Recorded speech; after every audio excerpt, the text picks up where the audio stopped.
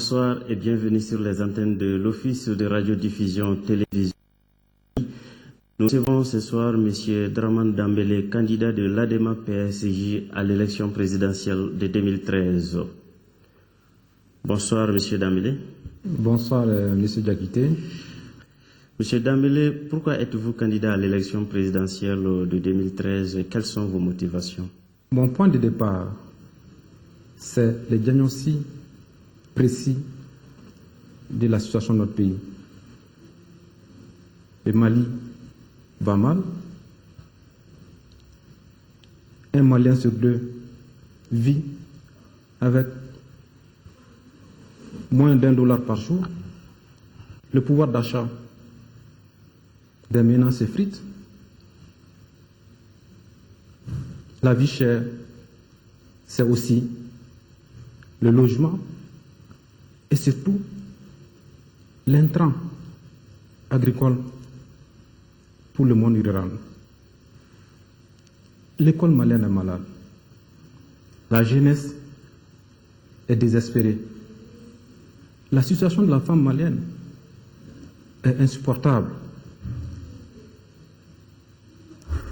Sans oublier l'angoisse face à la maladie. Je suis candidat à cette élection présidentielle de juillet 2013.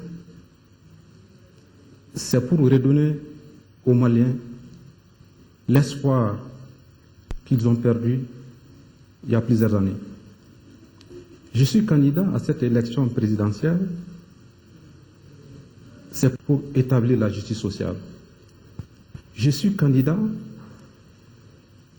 pour que l'égalité de la chance républicaine soit, pour que le Mali soit une chance pour nous tous, pour réparer l'ascenseur social. Pour toutes ces raisons, il faut rapidement qu'on replace l'école au cœur de la République. Voilà pourquoi je suis candidat à l'élection présidentielle pour la réparation sociale. Alors, quels sont vos axes prioritaires pour sortir notre pays de cette grave situation sociopolitique et économique? J'ai proposé à mes compatriotes, plus qu'un projet de société, un projet de réparation sociale. Je ne conçois le Mali qu'uni et solidaire. Pour moi, la République doit être au centre. La République, c'est la cohésion sociale. Aujourd'hui, quelle est la situation du pays par rapport à l'emploi des jeunes? J'ai prévu de créer 1 million d'emplois pour les jeunes. Cela se fera par la mise en place d'un fonds d'investissement de 50 milliards de francs CFA pour soutenir les jeunes à monter des entreprises. Cela se passera par le service civil volontaire qui va encadrer 30 000 jeunes. Les jeunes qui sont qualifiés, qui ont un diplôme, qui n'ont pas eu la chance d'avoir de l'emploi. Il y aura un chèque emploi qui va leur permettre de se perfectionner pour que demain, l'employabilité de ces jeunes soit assurée. Il y a l'école aussi de la seconde chance. Les jeunes qui sont sortis très tôt de l'école, il s'agit de les encadrer.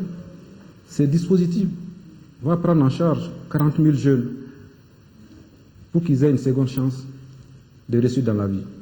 Les femmes, il y aura un fonds pour les soutenir, les assister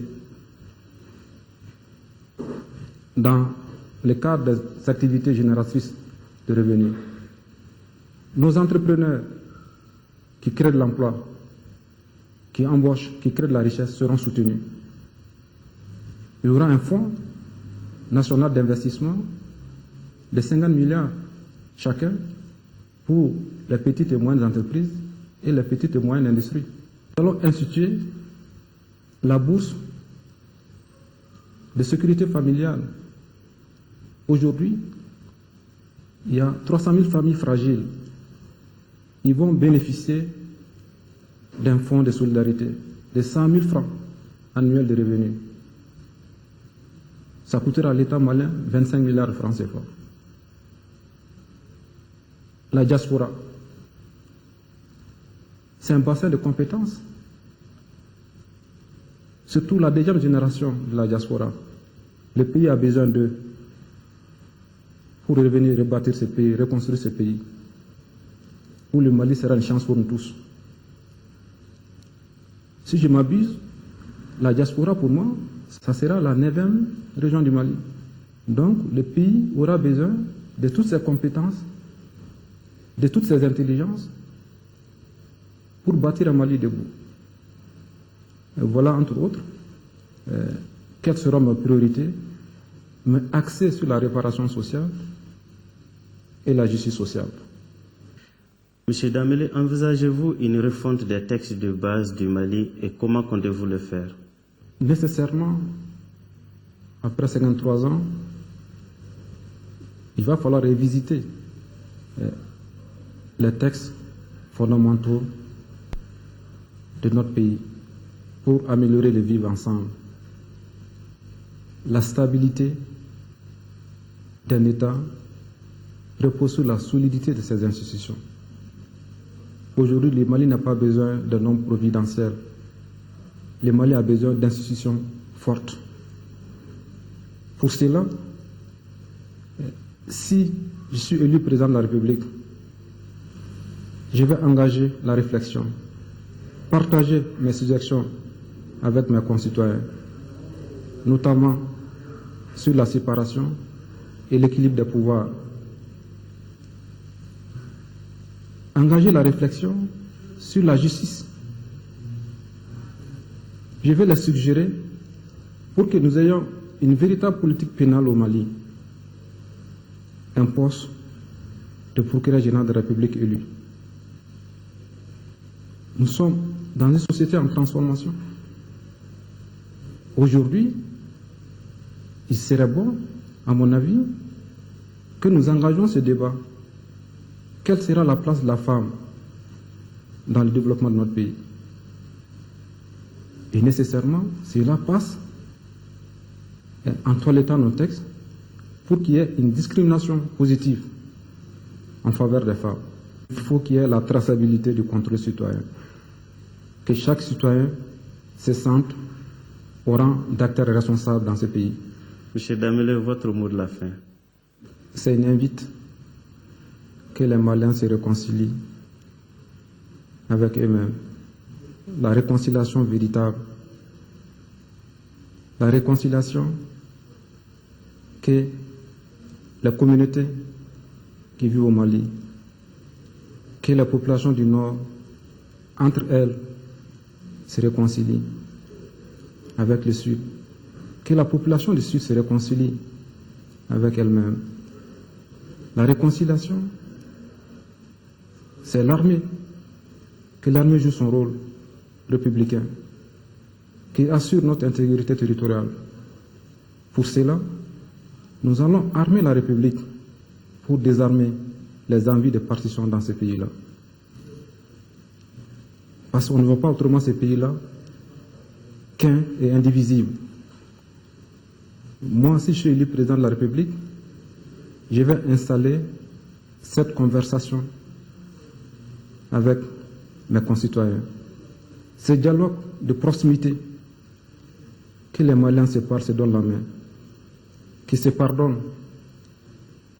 C'est pourquoi j'ai dit, le principe de la réconciliation nationale, c'est un principe qui est au-dessus des religions et des rébellions. Moi, je veux un Mali nouveau, fraternel, un Mali solidaire. Et cette solidarité, on doit le construire ensemble. De ce que nous voulons du Mali de demain. C'est ensemble qu'on peut bâtir un Mali debout, fort et crédible. Donc, j'invite les Maliens au pardon. Ne badou, ayemou fort, anyame, ambake.